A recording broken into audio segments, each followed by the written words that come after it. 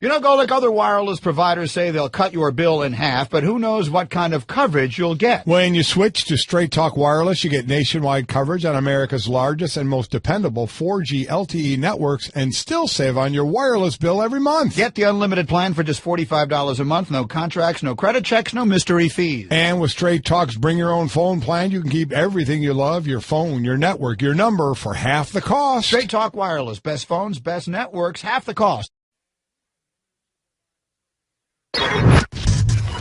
Today on Mike and Mike. NHL offices, could you have handled this any worse? Awful. It's your rule. It's your rule that says the fans vote. They voted him in, and it seemed the NHL from that point on wanted to do everything they could to not get him there. MVP of the All-Star game, John Scott. Doesn't get old hearing it, that's for sure. Megatron, just an absolute stud from the moment he first stepped on a football field, so they're definitely going to miss him. The Pro Bowl was yesterday. We'll slam that momentarily because that's everyone's favorite halftime. Quarterback position, they had the 6th original, and then they went to the 8th alternate from that. So, I mean, you're talking to the 14th quarterback out of 32. It's time for Mike and Mike on ESPN Radio and ESPN2. Your kind of music here, right? Cole Swindell. Absolutely. All right. Well, after the NHL All-Star game in Nashville, right? That's Dirk Bentley was one of the one of the coaches, right? Yeah, he was I believe cool. that one of the celebrity coaches. Yeah, he was hanging out down there. He was on the ice as well. They were interviewing him, and he was laying out his strategy, and back checking, and I'm like, well, what are you doing, way dude? too seriously. Yeah. But I like it. The competitive team. They always say that, right? Like musicians and actors, they all want to be athletes, and then athletes want to be musicians. It's absolutely true. It goes back. Absolutely true. Like, you're good buddies with Darius Rucker. Did he ever want to be an athlete at some point in his life? Yeah. Oh, he had to. But you know, then you hit him with, because, and I was fortunate enough, Darius, when I won that bet from him, I got to sing on stage at one of his concerts. Well. So I got to live that out. But then you ask him, like I'll ask Darius, I said, would you give up everything you've accomplished? Remember, this is Hootie the Blowfish here, right. Lead singer Hootie the Blowfish, and now a fantastic country career. So would you give it all up to have been a star? And then he'd be like, no. Yeah, exactly. No. All the pain, the injuries, in the locker room. You can do this. You can do that a whole lot longer. Right. You know? Yeah. My back doesn't ache when I wake up. And I mean, you walk out and everybody's singing your songs. I mean, it's just got a great feeling. You still get lots of adulation, no doubt. Mike and Mike is always presented by Progressive Insurance. All of our guests joining us via the Shell Pennzoil Performance Line. As Adam Schefter will be doing about 30 minutes from now. I'm Adnan Virk in for Green today alongside Golic here on ESPN Radio and ESPN2. We'll talk about Peyton Manning, Cam Newton, the Super Bowl now just days away. Of course, Mike and Mike will be there from Wednesday on in sight. You'll be actually traveling tomorrow down there. Right. San Francisco. Media Day tonight, 8 o'clock Eastern. But let's talk about the NFL story that everybody's immersed in right now, and that's Calvin Johnson. And it seems like there's either two thoughts here, Mike. Either one, you go, well, we'd heard the rumors about this before, that he wanted to step away, and reportedly he is indeed going to be done with the National Football League, telling Jim Caldwell 2015 was his last season. The fact that he had 1,214 receiving yards this year, still very effective. You know, been caught by Julio Jones, Antonio Brown, I'd say, as the best receivers in the game. Right, still elite, top 5. The other thought is this, Mike. It actually shouldn't be that surprising because he's put up these great numbers for 9 seasons. He has a ton of money after signing that contract in 2012. And he'll actually see more guys now following this pattern. That's the point you were making earlier. Because of the fact if you've made enough money and had a good career and can walk away with concerns about concussions and CTE, this actually is a sensible decision from Calvin Johnson. We've seen more and more guys retire at age 30 or younger. I'll give you the pattern. Starting in 2011, these are the number of players that were 30 or younger that retired. 2011, 5, then 12, then 17, then 15, then this past year, 19. So it is a combination of things. Certainly what's going on with your body, the more we're learning about concussions and things like that, guys are saying for them it may not be worth it in the long haul, but I think it's in conjunction with a lot of things, one of the things being money. I think if you start to list priorities, I think the 3 things are what you're doing to your body, your financial security, and how good your team is. I think those are 3 of the things that we're talking about here. And guys are in better financial situation than they've ever been. They're their own CEOs. They have their own branding, their own marketing. and they know they have a lot to give and a lot of life to live. You know, you played, he's, you know, going to be 30, 31. You have guys that play till 35, 36, Peyton Manning 38, which is ancient for the sport. But then you retire, and you know what you are? You're young. Yeah, I mean, you're only 38 years old. I remember you talked about that with Jeter. Everyone kept saying the fact, oh, he's 40, he's so old. I'm like, he's got his whole life ahead of him now. So, yeah, for the sport, you're old, but then as soon as you retire, you're young. Second chapter. You have a lot of years, and you have a lot of money, and you see the things that Derek Jeter has done when you can have a lot of money. I mean, think about it now.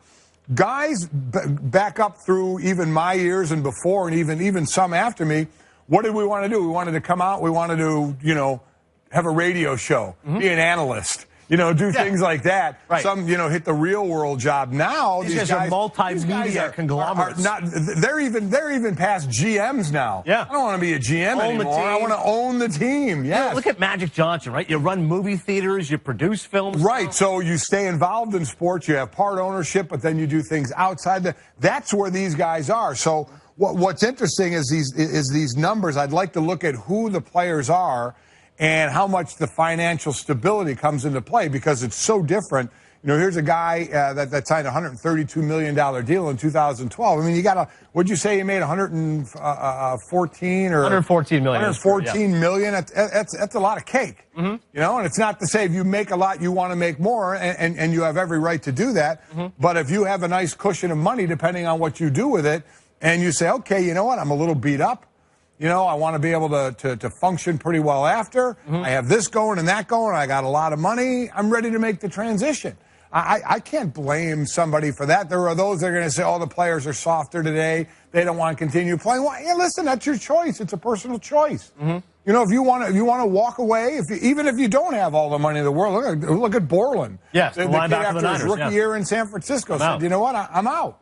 You know, he played 1 year as a rookie and said, I'm out. You know what, firsthand, if your heart's not in it, if you don't want to take the pounding that this sport demands, without question, if your heart is not in it, where it affects you the most is the offseason. You're not going to work as hard, because that's where all the work has to happen. Has to go on from February and March when you're working out of your own to when the teams get together in April, and then all through training camp. That's got to be the hardest amount of work. And if there's an inkling in your mind that you don't want to do it anymore, that work's not going to get done. And if that doesn't get done, then your list of injuries that we listed for Calvin Johnson, that list continues to grow and to grow and to grow. So I don't think he's coming back. I think there are those that think there's the motivation to not be with Detroit anymore and end up with another team down the road. We'll have Schefter on in about 20 minutes to discuss more of that. But I think he's going to be done. You mentioned the litany of injuries for Calvin Johnson. He's appeared on the injury report 9 seasons of the Detroit Lions with back, knee, quadricep, hand, thigh, shoulder, groin, ankle, Achilles, foot, and thumb injuries in his career. You have to understand, he's a big receiver. He's going to get hit. Now, he's going to out-athlete you and out-jump you, and he's going to be as great as he was, Hall of Fame-ish as he was, but he's going to take his hits. You know, it's a type of player you are. You know, bigger running backs, the same thing. You know, how long do they last? You're going to take your hits. You're going to get hit. How much does it add up on your body? And then where's your threshold? And it would be foolish to say that, well, if you just love to play, you just play because you love to play. Well, there's a lot of things involved, you know. He's the one going out there and working and trying to get a team. He's got all the personal accolades in the world, right?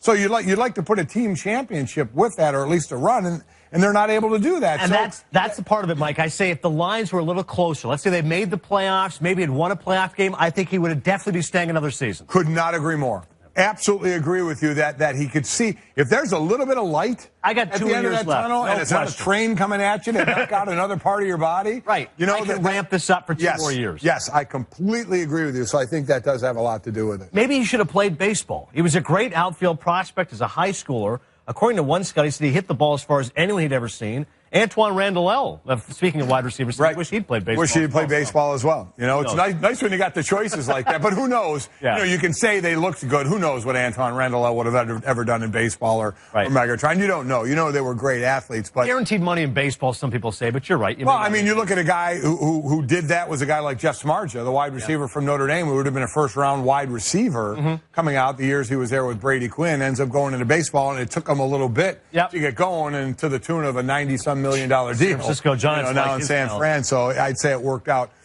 pretty well. So Schefter, again, will give us more info. Is there money give back there? Is there a possibility? He's still thinking about it and could change his mind, so we'll see. All right, we'll get into that about 20 minutes from now. Once again, as always, you can tweet us at the 100flowers.com Twitter line at Mike and Mike. Also on Instagram at ESPN Mike and Mike. We'll talk about Super Bowl Media Day a little bit. 8 o'clock Eastern tonight. That's a little bit of a different wrinkle. Yes. Do you, first of all, like the 2-week break between the championship games and the Super Bowl? You know what? I wish I would have played in the game to give you some kind of reference point. We'll have Jeff Saturday at 8:30 Eastern time to talk about that. I do think, I'm not positive. For the most part, I think as an athlete, you like to just keep playing. Yeah. But now you're talking about your 17th, 18th, 19th week to where, is it great to have, I mean, how much does, Jared Allen want that week? How much does Ward from the Broncos want that week? Ward. How about Thomas Davis to get a week to broken arm. For the broken arm? So you could, as I've said, you can always justify a break. If there were no break, you would justify the reason for no break. You make the situation fit, the direction you're currently going. I think from what it sounds, and again, Jeff can add to this, it seems like there's a lot of administrative things to get out of the way.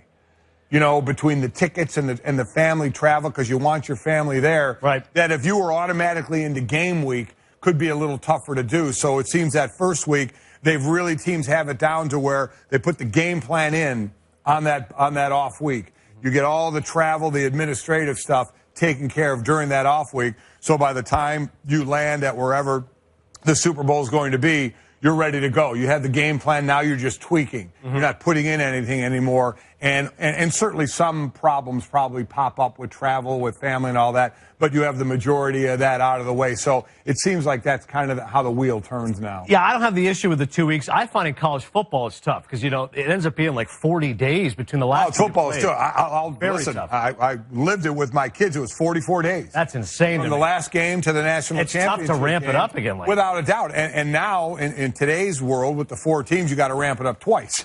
Right. Yeah. And like that to me is a different animal. That can be very, very difficult. I agree with you because players, athletes are used to the continuity of a season. You're playing every week.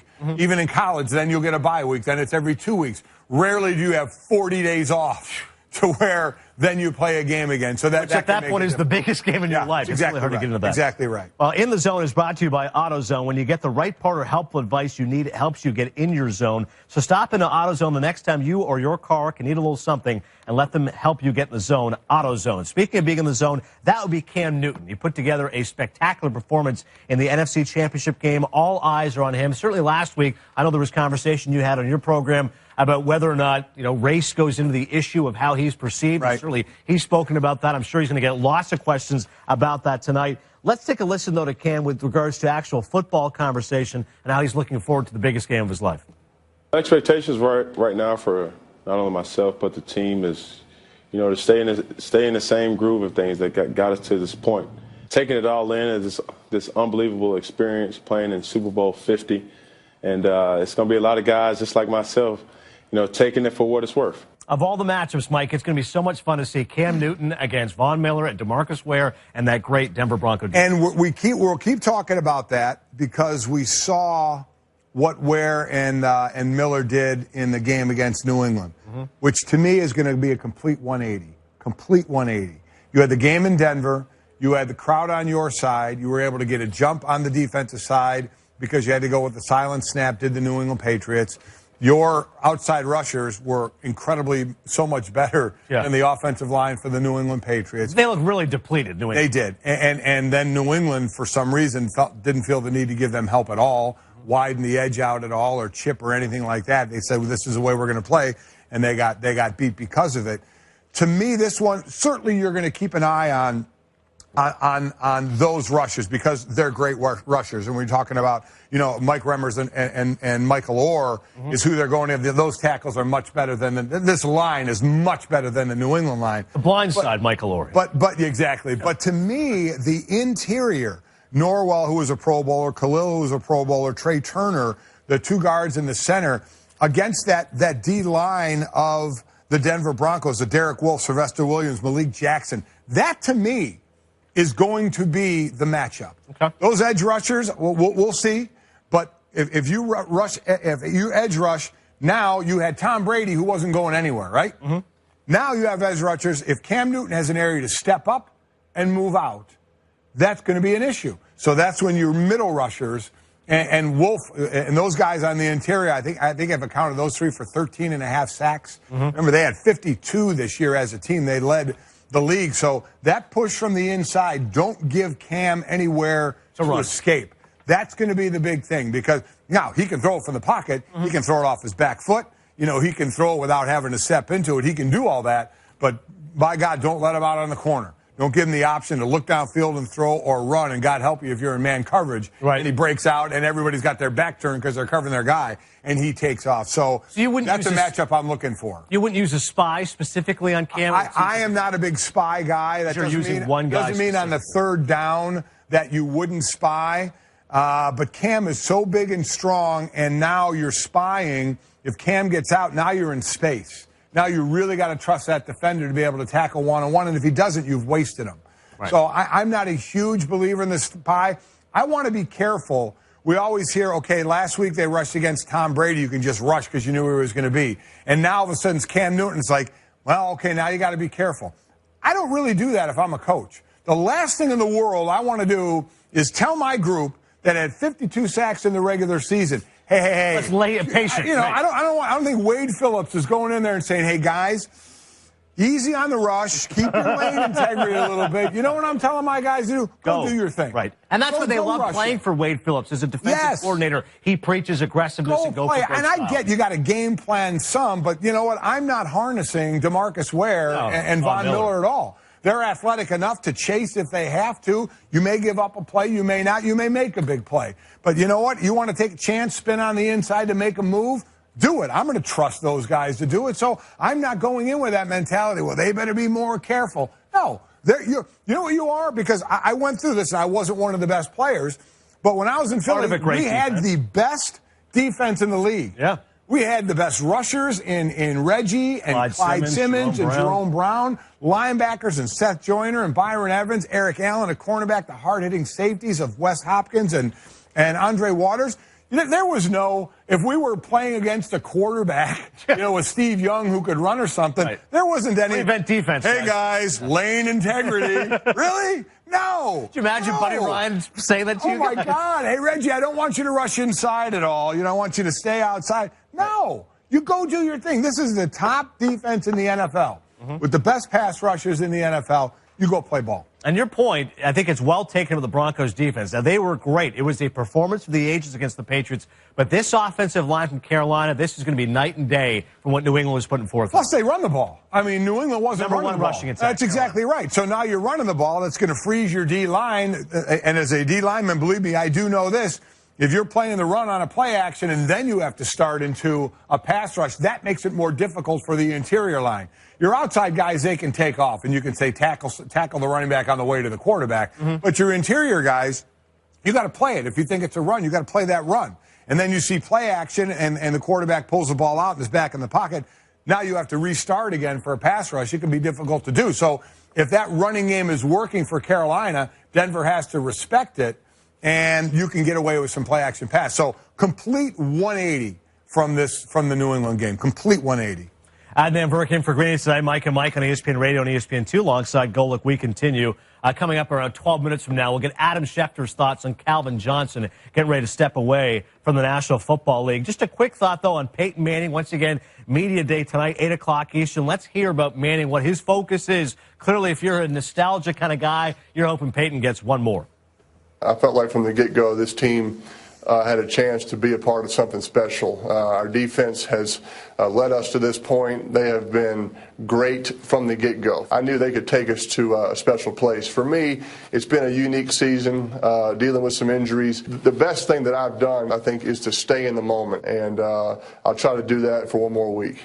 Our friend Trent Dilfer had a great line about Peyton Manning in the AFC Championship game, saying this is his John Wayne moment, right? The gunslinger, one last tour of duty. It's just so crazy to me, Mike, to think that Peyton Manning, if they win the Super Bowl, not that it's going to be in spite of him, but it's not going to be Peyton Manning leading the offense. It's going to be Peyton Manning not making mistakes, making some key throws, and hoping the defense, as he mentioned, carries them through. I think we've seen two things this season, a flip, is early on, you thought Gary Kubiak offense, Peyton Manning, no mix. That's not a mixture, this running offense of what Peyton likes to do. So I do think there was some headbutting, and Peyton wanted to be Peyton. And then you let Peyton be Peyton a little bit, and Peyton was awful, right? It was awful. Terrible. He was still leading the league in interceptions, yes, even after he'd missed 4 or 5 games. So it was kind of the Peyton way, kind of a mixture, but still, Peyton had some leeway, and it didn't go well. He had the big game after the bye week against Green Bay.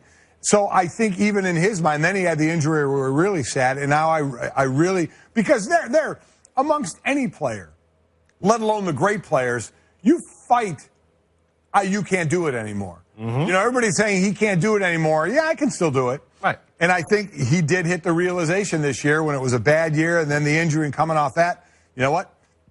Can't do it my way anymore. Just can't do it. And it seems he's really accepted that. And there's a lot to that, to accept that and say, okay, I have totally and fully, and I don't think you'll ever hear this publicly, that you totally and fully have bought into Gary Kubiak's offense because I can't do the things I can do anymore. Right. I'm doing it because I'm a team player. That's exactly right. What we're doing. It's really the only way we can win right now because I can't be Peyton Manning anymore. So he's, we've seen a difference. He hasn't turned the ball over a lot at all. Can't really gun the ball down the field, but we know his timing and setting the teams up in the right position, their offense up for the right play. Obviously, then you have to execute. But I keep mentioning this Denver defense is number one. This Carolina defense is excellent. I think they're ranked 6th statistically.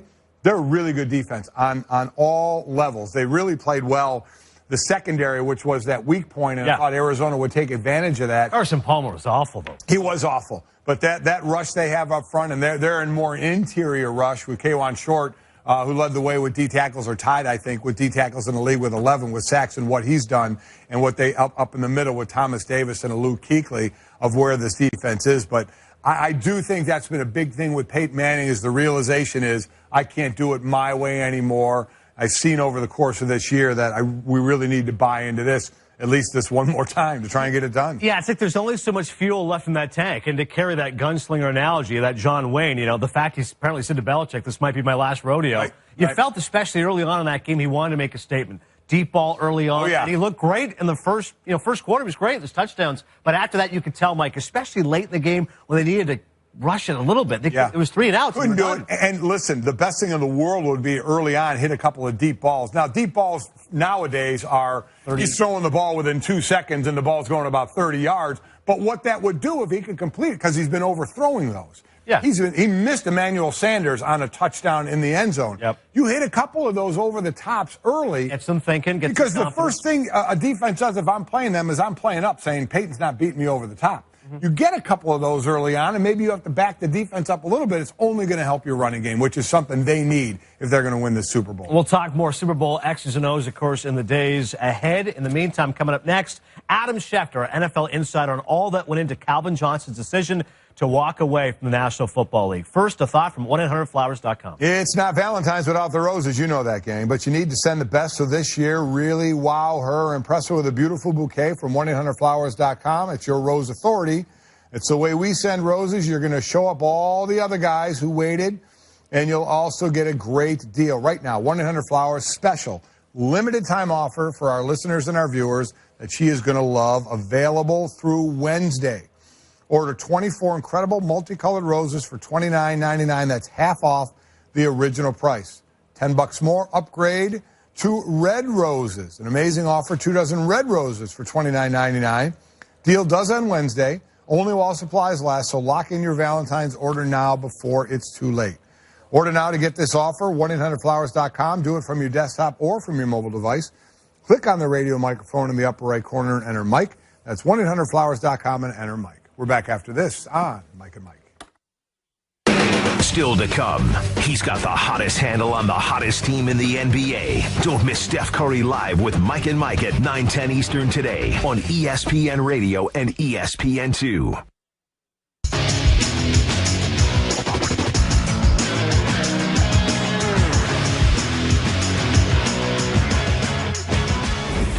ESPN Radio Sports Center. Still hasn't sunk in that I'm like the MVP of the game. It was Definitely a whirlwind. Yeah, I'm enjoying every minute of it, though. It's been just kind of like I said, a dream almost. You can't really write this stuff, right? It's just to be able to come to the game, first of all, and then meet all the guys and have them kind of accept me and have that, warm kind of embrace by the fans. Then to go out there and win the tournament and then to be named MVP, it's crazy.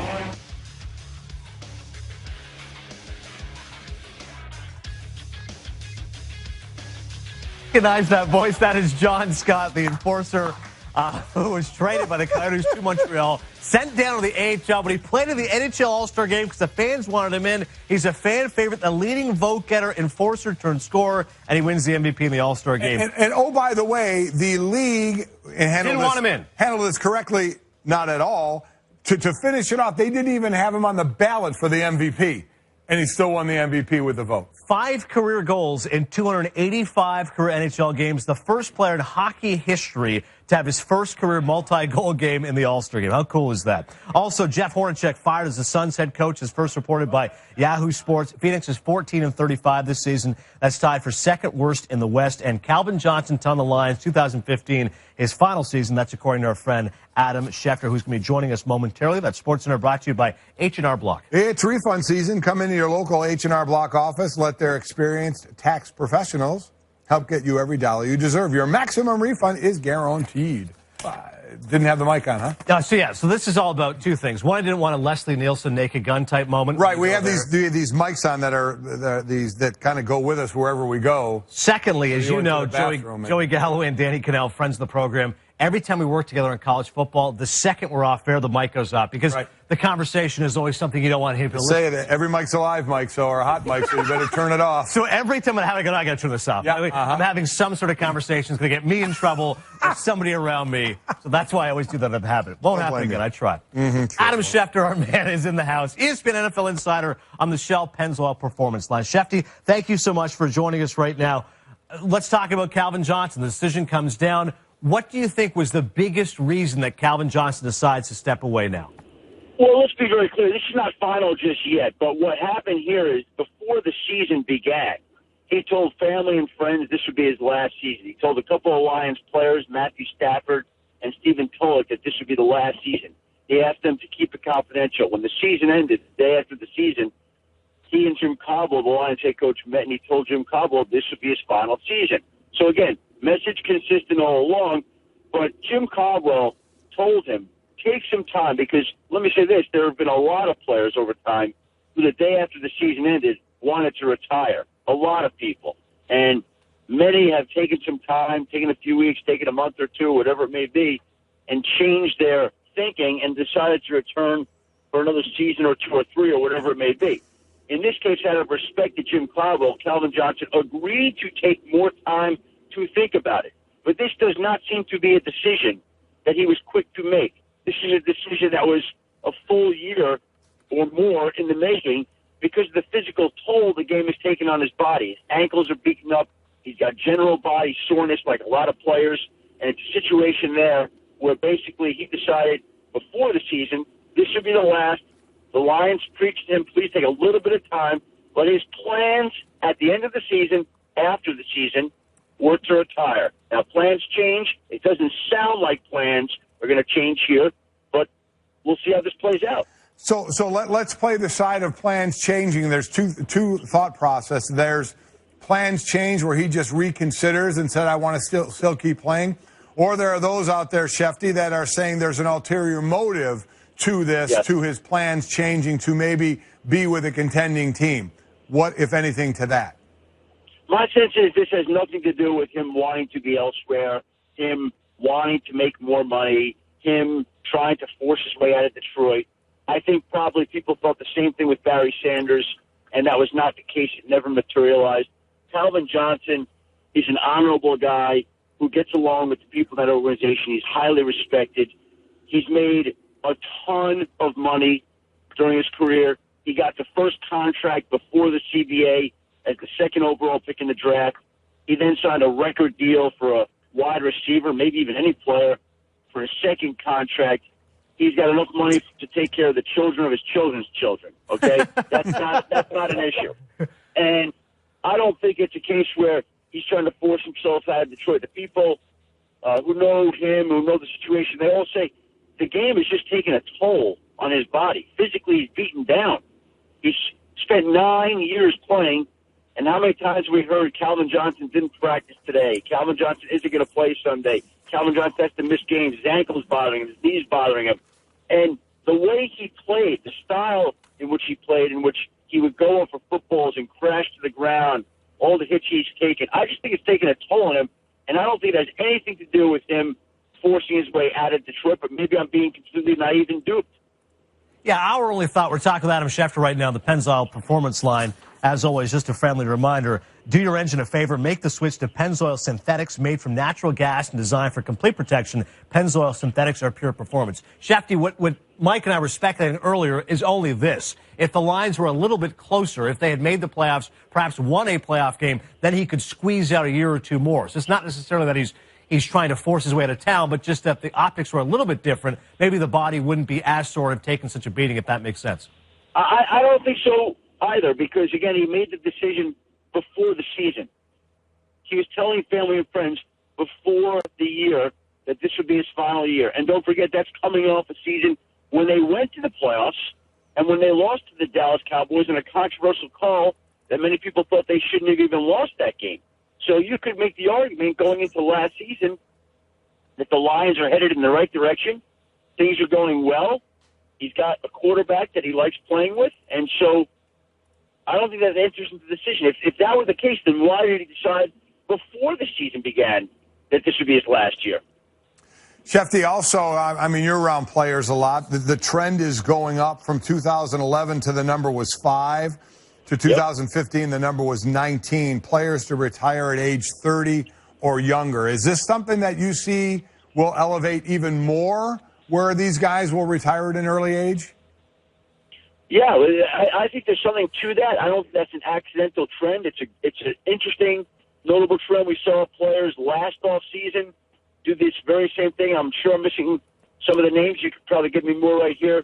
Mike, you probably have a list there, but last off season we saw Patrick Willis, Chris Borland, Jake Locker, other players, various reasons, some concerned about concussions and CTE, some concerned with the physical toll the game is taking. Look, the NFL has raised the awareness of every person and player about concussions, and we're changing the culture, which is very good, but this is one of the unintended consequences and fallout of it. And then the other part is the league also has really demanded these Thursday night games, and I don't know if there's a player that likes them, and they take a toll. And, again, that's not the single sole reason, but we factor in all these reasons, that changing culture, heightened awareness, Thursday night games, physical toll. All these things factor into a player wearing down over the course of a season and maybe raising awareness to where we see more and more retirement at an early age. Well, who are some of the other people who have done this? I'm sure you have some of the names right there, right? Yeah, I just have the total number. We can get some more of the names, but yeah. It's increased from 2011, 5 to 12 to 17, dipped to 15 last year, and then 19 this year. So the trend is certainly going up. Hey, one quick thing, Chef, before we let you go, because we're getting people to chime in as well. Does the Pro Bowl need to change the way it goes about their business? You know, it's been an ongoing debate, and every year, you know, we laugh at the Pro Bowl and mock the Pro Bowl and wonder how we can improve the Pro Bowl. And the fact of the matter is the TV ratings come in, the Pro Bowl rates higher than playoff games and all the other sports. So do they have to do anything? I guess, yeah, if they want to improve it, yes. But you know, to me personally, just the idea of sitting, you know, in the freezing cold East Coast, seeing pictures of Hawaii, I'd watch that for a few hours and be very happy with that. All right, Adam, appreciate that perspective as always. Thanks, Thank you, my friend. See ya.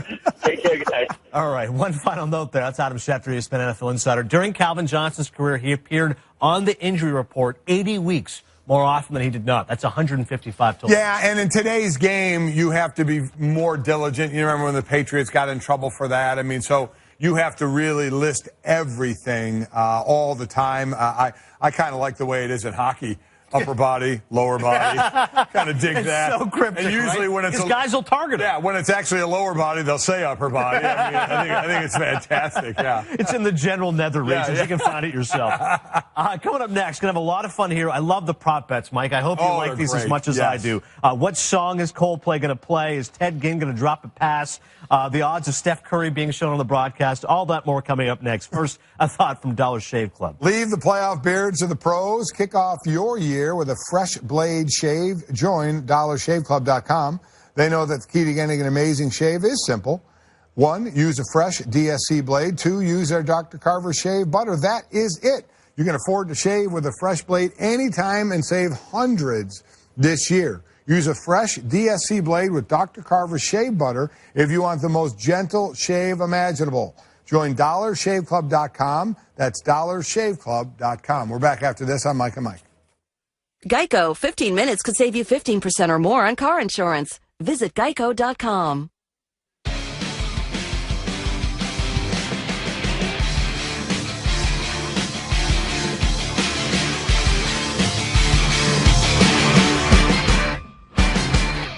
ESPN Radio counts down to football's golden game.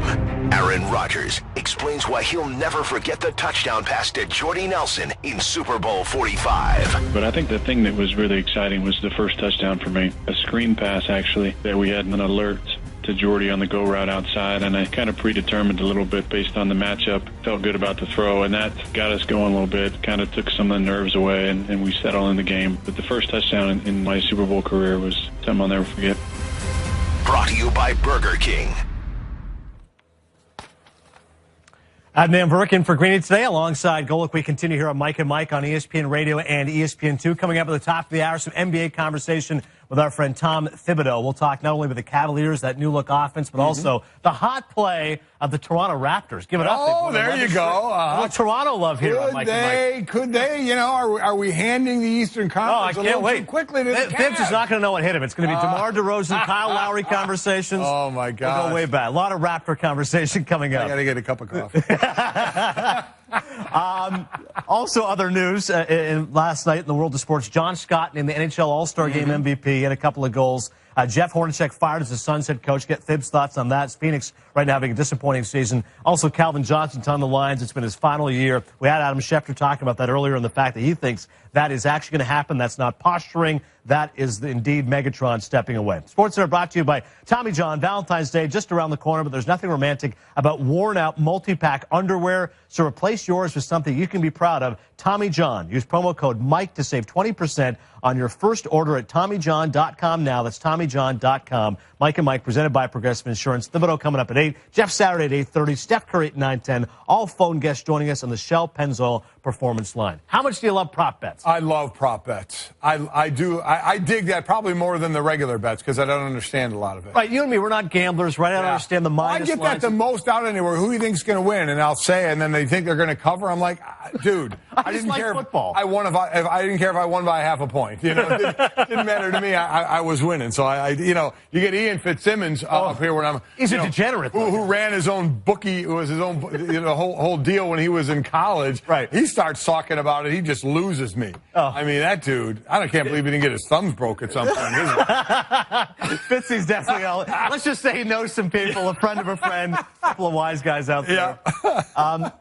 Rich Eisen, of course, a great job at ESPN for many years, now at the NFL Network. On his show, DirecTV, they had Joe Buck on, the 7-time Emmy Award winner, and they said they set a line for Jim Nantz, how many times he'll say friends at 2.5. And Buck goes, well, it's always the one at the show, hello, friends. He goes, yeah, but what if he later says, you know, Peyton Manning is friends with whomever, or this guy is friends with... And he goes, are you serious? He goes, the other one, Phil Simms said it a half. Does he say Gwyneth Paltrow?